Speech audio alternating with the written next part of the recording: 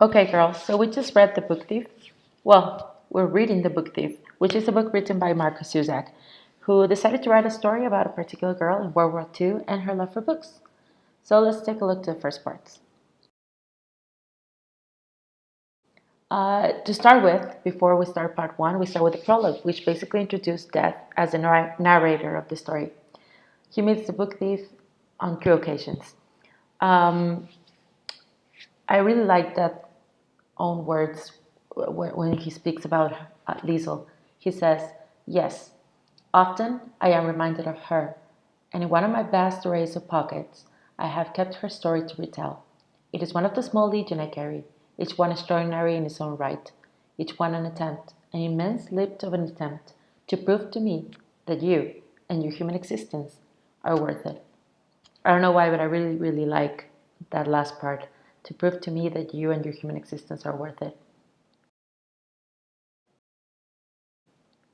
So we start part one. Part one is the Gravedigger's Handbook, and we start with the part of arrival on Himmel Street. It basically says January 1939, and Liesel Meminger is introduced as a 9-year-old girl, which we know is the book thief. It tells how she goes in a train to meet her foster parents, and on the way, her brother Werner dies. The Habermans are the ones that receive her. The Habermans are known as Rosa and Hans. Interesting to say that Himmel from Himmel Street is actually translated as heaven.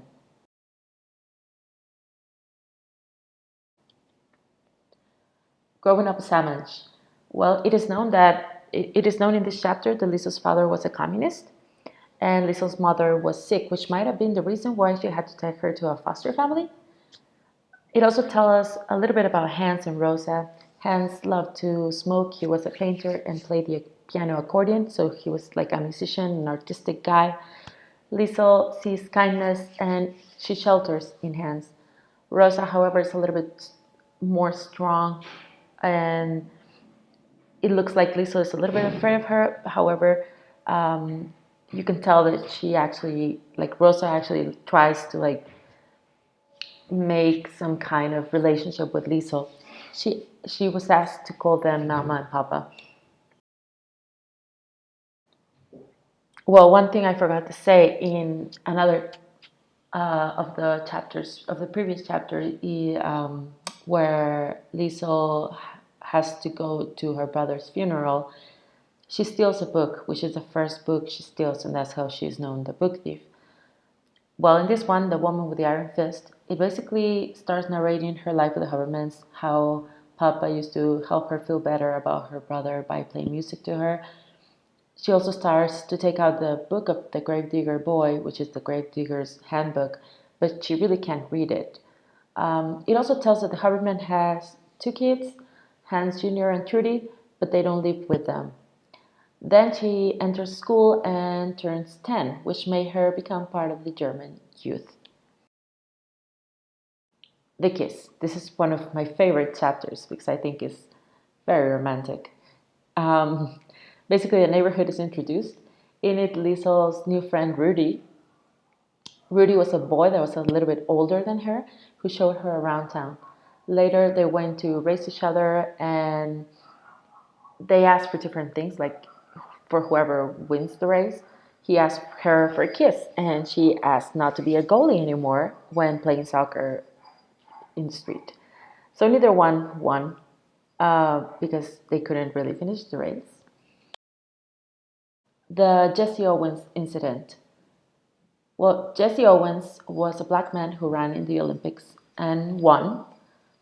However, in these times, remember, Hitler didn't really like different people. So Rudy wanted to be like him when he was younger. One night he used up some of his parents' charcoal to paint himself black and went running. His father found him and explained to him that it was not okay to do that because he was German and he shouldn't want to be anything else. And since then, the people used to like tease him about being like Jesse Owens because he wanted to be like him. So the other side of sandpaper. Lisa was having nightmares again about the time her brother died, and she started wetting the bed. So her papa came and helped her take the sheets out and find the grave digger's book, which she had been hiding. His papa asked her if she wanted to read it. Then he started giving her lessons since she didn't really know how to read. Here we have two more chapters, the spell of friendship. Not a lot of things happen in this chapter, but it basically just talks about Liesel's lessons and how she reads with Papa.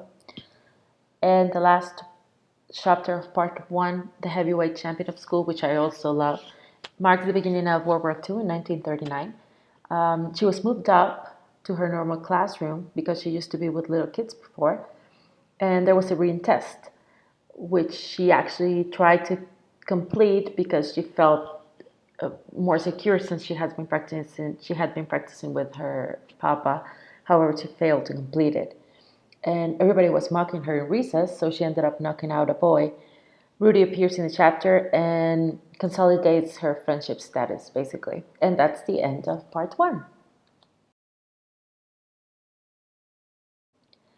Part two starts with the chapter of A Girl Made of Darkness, which is basically an introduction of the second stolen book, The Shoulder Shrug, which was stolen on April 20th, 1940, which is Führer's birthday. Führer remembers Hitler. And that's basically all that it says in that first chapter. It really doesn't explain yet how she stole it. Then we go on to read The Joy of Cigarettes. Papa Liesel finished the book. Christmas came and Papa gave her 2 books for a present that he bought by selling his cigarettes. He also bought his wife some eggs to cook, and they were all very happy during that Christmas. The Town Walker speaks about Mama losing a lot of jobs thanks to the war. Liesel then gets 2 tasks, one for Mama and one from the school. Mama asked her to deliver the clothes to people since they would pity her, so they wouldn't say no to giving her jobs. So she started delivering the clothes that Mama used to laundry. And the second task was from school. School asked her to write a letter. She chose to write one for her real mom.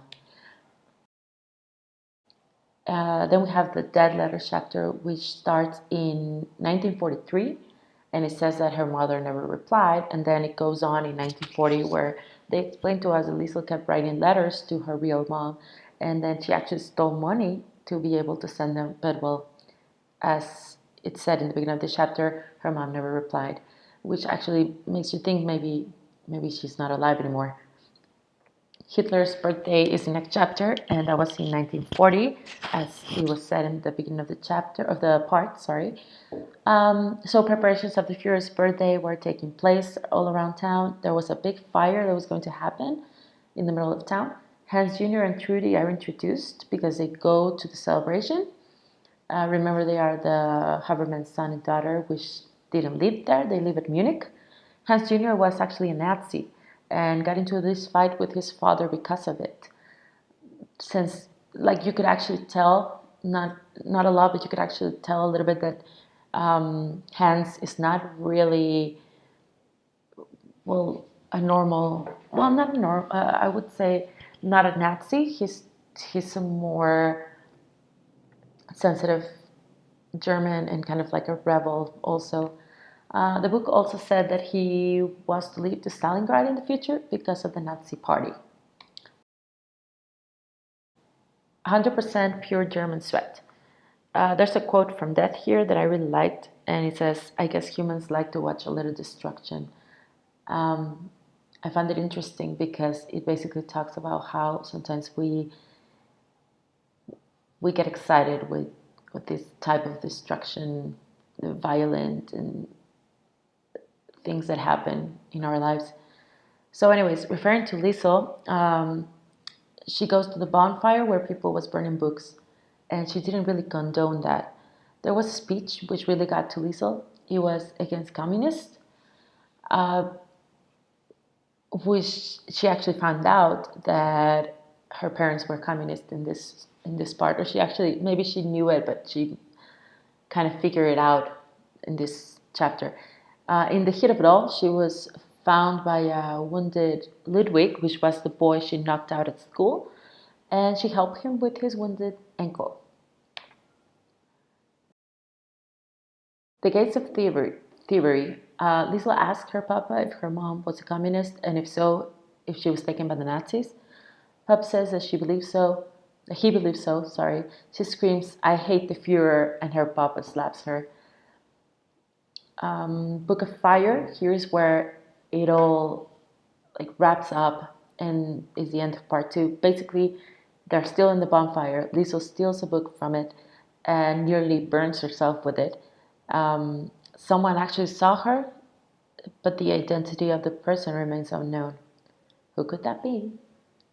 So that's basically end of part 2. And so now in this trimester, we're going to start with part 3, and let's see what happens to Liesel.